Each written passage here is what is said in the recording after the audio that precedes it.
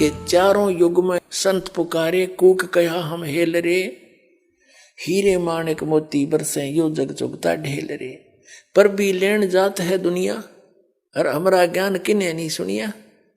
हम इतना अनमोल ज्ञान लिए फिर रहे, हमारा कोई नहीं सुनता। वहां जो उस तालाब में नहाने के लिए सारे इकट्ठे हो जा, पर भी लेन जाते हैं।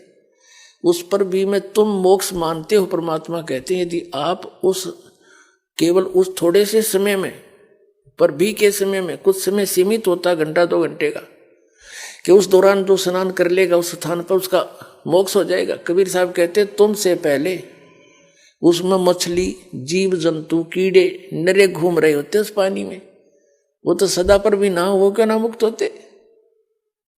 कहते हैं भूल भुलैया है, काल का जाल है, ये शास्त्र विरुद्ध साधना है। शास्त्र विधि त्याग का मनमाना आचरण, ये युद्ध। अपने आत्मा परमात्मा कैसे आपके लिए भटक रहे। ये काशी नरेश बनारस का जो राजा था उसका नाम था वीर देव सिंह बघेल, जिसको वीर सिंह बघेल भी कहते हैं, बघेला भी कहते हैं। और पुण्यात्माओं परमात्मा उन प्यारी आत्माओं को खोजता है जो कभी किसी जन्म में मालिक की शरण में रहे हैं। कबीर साहब कहते हैं गोता मारूं स्वर्ग में और जा बैठूं पाताल, कहे कबीर में ढूंढता फिरूं अपने हीरे मोती लाल। अब जैसे पहले तो परमात्मा ने कुछ महापुरुषों को मिले, स्वयं जाकर के अपना ज्ञान समझाने की चेष्टा की, लेकिन हम सारा कुछ देखकर भी उस मालिक को पहचान नहीं सके। और आप जी अब जो मालिक ने फार्मूला अपनाया है, अब तो बहुत सीधा कर दिया दाता ने। पहले तो प्रत्येक के पास जाते थे, उसके साथ मत्था पचाई करते थे, कभी वो विरोध करता था, कभी सुनता था, कभी नहीं सुनता था, कभी उसका कोई दूसरा गुरु आकर के भ्रमित कर देता था। कबीर साहब के बड़े बड़े काम को बिगाड़ देते थे। लेकिन अब परमात्मा ने आपको शिक्षित किया, दास को इस योग्य बनाया कि उसके ज्ञान को, उस परमात्मा के दिए ज्ञान को उसके बच्चों तक सरल करके भेज दूं। और पुस्तक बनवाई, बच्चों ने पुस्तक बनाई दास के सत्संगों से, और वो आप तक भेजा। वो परमात्मा पहुंचे आपके पास, चिट्ठी गई दाता की। कहते हैं गोता मारूं स्वर्ग में और जा बैठूं पाताल, कह कबीर ढूंढता फिरूं अपने हीरे मोती लाल। अब ये तरीका बना लिया दाता ने। ये टीवी जो खोज है, इंटरनेट वगैरह जो बनाए हैं, ये कंप्यूटर बनवाए हैं, ये मनुष्य स्तर की खोज नहीं है। उस परमात्मा ने, सत्य पुरुष ने ये बुद्धि दी उस जिन वैज्ञानिकों को, और ये बनवाया। किस लिए बनवाया? कि मेरे बच्चे शिक्षित हैं, घर बैठे इस मेरे ज्ञान को मेरे से परिचित होंगे, मुझे पहचानेंगे।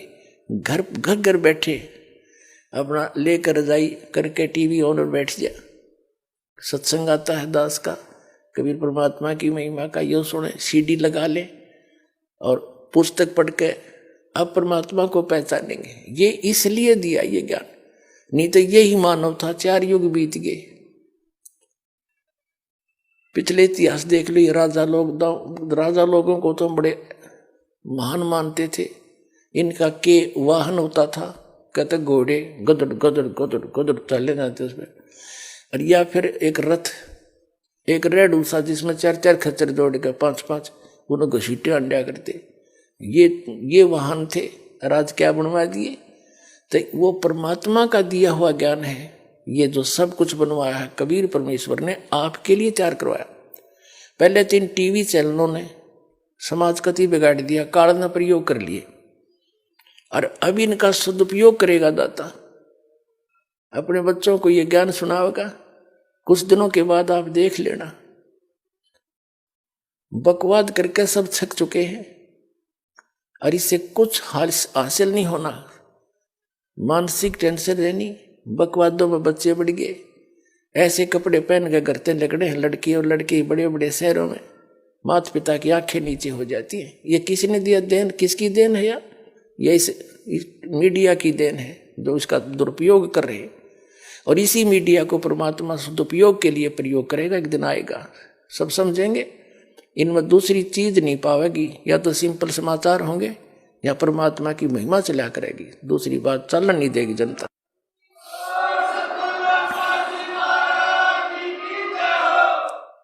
तो इस प्रकार परमात्मा कहते हैं, जो जन मेरी शरण है ताका हूं मैं दास, गेल गेल लाग्या फिरूं जब तक धरती आकाश। एक वीर देव सिंह बघेल काशी नरेश काशी शहर के राजा थे। वो परमात्मा की प्यारी आत्मा थी। पुण्यात्माओं, जो अब समय चल रहा है ना, ये पिछली पीढ़ी का, इसमें कंप्लीट कोर्स मिलेगा जो भी यहाँ इस शरण में आओगा, कबीर परमेश्वर की शरण में इस दास के माध्यम से आएगा, और उसकी एक मंत्रते घड़ी की कीमत बनने लग जाएगी। जितने भी आप साधना करोगे, आपके सारे पॉजिटिव पॉइंट हैं सब, यानी कति 100 की 100 सच साधना है, और इस साधना की कीमत बहुत गणी है, इसकी बहुत ज्यादा कमाई बनती है। अब क्या होता है, जैसे अब परमात्मा का आदेश है, वचन है कि पूरे विश्व में ये भक्ति होगी, ये ज्ञान होगा, और सब ने देख लिया पूरी बकवाद करके, बड़े बड़े महल बना के उसमें सारी सुविधाएं, भौतिक सुविधाएं प्राप्त करके, लेकिन मानसिक शांति नहीं। मानसिक शांति प्राप्त करने के लिए कहाँ जाते हैं? समुद्र के किनारे नंगे लेटते हैं, एक लंगोटी बांध के, लड़की भी और औरत भी और मनुष्य भी, वहां शांति खोजे। फिर वो सारी उम्र डले डोए महल बनाए, हेलीकॉप्टर बनाए, उनने शर्म में मारोगे जब उनमें शांति है ही नहीं। हमने देखा एक बार गोवा में चले गए, गोवा स्टेट है, वहां सत्संग करने गए, वो स्थान भी उस समुद्र के किनारे से ही मिल गया हमने सत्संग का। घूमने के लिए वहां चले गए, समुद्र देखने के लिए। हम देखें तो वहां बाहर के दूसरे देश के लड़के और लड़कियां एक कच्चा पैरे पड़े उस रेत में, अर्नो कहा शांति है। फिर वो क्या, वो बनाए बैठे महल, वो वहां शांति नहीं है, तो वो किस लिए सारा जीवन खो दिया उन पर? शांति जब ऐसे ही है, शांति यहाँ जो थोड़ी बहुत, जो वैसे तो यहाँ शांति नाम की चीज नहीं, लेकिन अधिक दुख से थोड़ा सा सुख हो जाए हम उसको शांति मान लेते हैं। तो हल्का होने से ही बनेगी, इन बकवादों को त्यागने से शांति मिलेगी। और इस भक्ति में जो ज्ञान आवेगा, अब तो लूटा खसोटी लग रही है, कोठी बना लो, बंगला बना लो, लूट लो, रिश्वत ले लो, नो मिला दो, मेरे कर्म बिगाड़े, किसके लिए?